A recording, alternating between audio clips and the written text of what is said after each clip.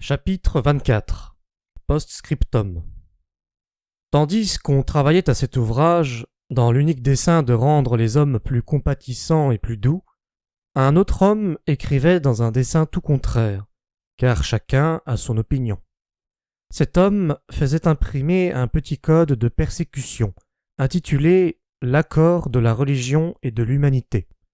C'est une faute de l'imprimeur, lisez « de l'inhumanité ». L'auteur du Saint Libelle s'appuie sur saint Augustin, qui, après avoir prêché la douceur, prêcha enfin la persécution, attendu qu'il était alors le plus fort et qu'il changeait souvent d'avis. Il cite aussi l'évêque de Meaux, Bossuet, qui persécuta le célèbre Fénelon, archevêque de Cambrai, coupable d'avoir imprimé que Dieu vaut bien la peine qu'on l'aime pour lui-même. Bossuet était éloquent, je l'avoue. L'évêque d'Hippone, quelquefois inconséquent, était plus disert que ne sont les autres Africains, je l'avoue encore, mais je prendrai la liberté de dire à l'auteur de ce Saint Libelle, avec Armande, dans Les Femmes savantes, quand sur une personne on prétend se régler, c'est par les beaux côtés qu'il lui faut ressembler. Acte 1, scène première. Je dirai à l'évêque d'Hippone, « Monseigneur, vous avez changé d'avis. Permettez-moi de m'en tenir à votre première opinion. En vérité, je la crois meilleure. » Je dirai à l'évêque de Meaux, « Monseigneur, vous êtes un grand homme. Je vous trouve aussi savant pour le moins que saint Augustin, et beaucoup plus éloquent. Mais pourquoi tant tourmenter votre confrère, qui était aussi éloquent que vous dans un autre genre, et qui était plus aimable? » L'auteur du Saint Libelle sur l'inhumanité n'est ni un Bossuet, ni un Augustin. Il me paraît tout propre à faire un excellent inquisiteur. Je voudrais qu'il fût à Goa, à la tête de ce beau tribunal. Il est, de plus, homme d'État, et il étale de grands principes de politique.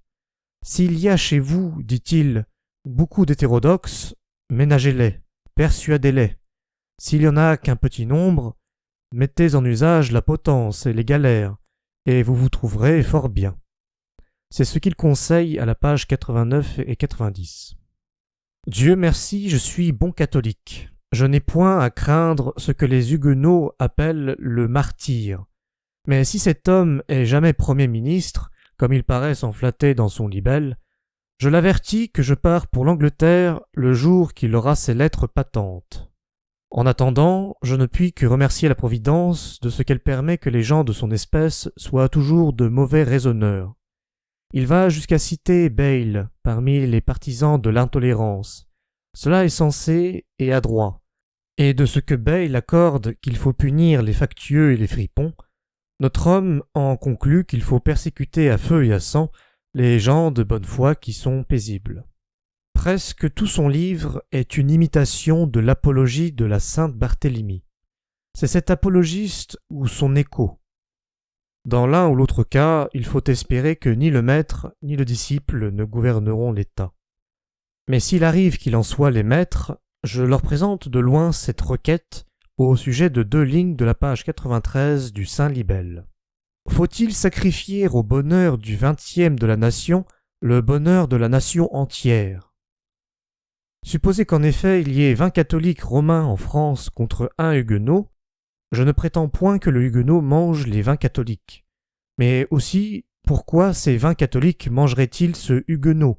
Et pourquoi empêcher ce huguenot de se marier? N'y a-t-il pas des évêques, des abbés, des moines, qui ont des terres en Dauphiné, dans le Gévaudan, de vers Agde, de vers Carcassonne? Ces évêques, ces abbés, ces moines, n'ont-ils pas de fermiers qui ont le malheur de ne pas croire à la transsubstantiation? N'est-il pas de l'intérêt des évêques, des abbés, des moines et du public que ces fermiers aient de nombreuses familles? N'y aura-t-il que ceux qui communieront sous une seule espèce à qui il sera permis de faire des enfants? En vérité, cela n'est ni juste ni honnête. La révocation de l'édit de Nantes n'a point autant produit d'inconvénients qu'on lui en attribue, dit l'auteur. Si en effet on lui en attribue plus qu'elle n'en a produit, on exagère, et le tort de presque tous les historiens est d'exagérer. Mais c'est aussi le tort de tous les controversistes de réduire à rien le mal qu'on leur reproche. N'en croyons ni les docteurs de Paris, ni les prédicateurs d'Amsterdam. Prenons pour juge monsieur le comte d'Avaux, ambassadeur en Hollande depuis 1685 jusqu'en 1688. Il dit, page 181, tome 5, qu'un seul homme avait offert de découvrir plus de 20 millions que les persécutés faisaient sortir de France. Louis XIV répond à monsieur d'Avaux: « Les avis que je reçois tous les jours d'un nombre infini de conversions ne me laissent plus douter que les plus opiniâtres ne suivent l'exemple des autres. » On voit par cette lettre de Louis XIV qu'il était de très bonne foi sur l'étendue de son pouvoir. On lui disait tous les matins: « Sire, vous êtes le plus grand roi de l'univers. Tout l'univers fera gloire de penser comme vous dès que vous aurez parlé. » Pélisson, qui s'était enrichi dans la place de premier commis des finances, Pélisson, qui avait été 3 ans à la Bastille comme complice de Fouquet, Pélisson, qui de calviniste était devenu diacre et bénéficier, qui faisait imprimer des prières pour la messe et des bouquets à iris, qui avait obtenu la place des économas et de convertisseurs, Pélisson, dis-je, apportait tous les 3 mois une grande liste d'abjurations à 7 ou 8 écus la pièce, et faisait accroître à son roi que, quand il voudrait, il convertirait tous les Turcs au même prix. On se relayait pour le tromper. Pouvait-il résister à la séduction? Cependant, le même monsieur d'Avaux mande au roi qu'un nommé Vincent maintient plus de 500 ouvriers auprès d'Angoulême et que sa sortie causera du préjudice. Tome 5, page 194. Le même monsieur d'Avaux parle de 2 régiments que le prince d'Orange fait déjà lever par les officiers français réfugiés. Il parle de matelots qui désertèrent de 3 vaisseaux pour servir sur ceux du prince d'Orange.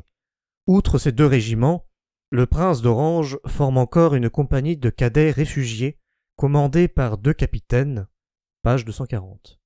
Cet ambassadeur écrit encore, le 9 mai 1686, à monsieur de Seignelay, qu'il ne peut lui dissimuler la peine qu'il a de voir les manufactures de France s'établir en Hollande, d'où elles ne sortiront jamais. Joignez à tous ces témoignages ceux de tous les intendants du royaume en 1699, et jugez si la révocation de l'édit de Nantes n'a pas produit plus de mal que de bien, malgré l'opinion du respectable auteur de l'Accord de la religion et de l'inhumanité. Un maréchal de France, connu par son esprit supérieur, disait, il y a quelques années, « Je ne sais pas si la dragonnade a été nécessaire, mais il est nécessaire de n'en plus faire. » J'avoue que j'ai cru aller un peu trop loin quand j'ai rendu publique la lettre du correspondant du père Letellier, dans laquelle ce congréganiste propose des tonneaux de poudre. Je me disais à moi-même, on ne m'en croira pas, on regardera cette lettre comme une pièce supposée. Mes scrupules, heureusement, ont été levés quand j'ai lu dans l'Accord de la religion et de l'inhumanité, page 149, ces 12 paroles. L'extinction totale des protestants en France n'affaiblirait pas plus la France qu'une saignée n'affaiblit un malade bien constitué. Ce chrétien compatissant, qui a dit tout à l'heure que les protestants composent le 20e de la nation, veut donc qu'on répande le sang de cette 20e partie et ne regarde cette opération que comme une saignée d'une palette. Dieu nous préserve avec lui des 3 20e.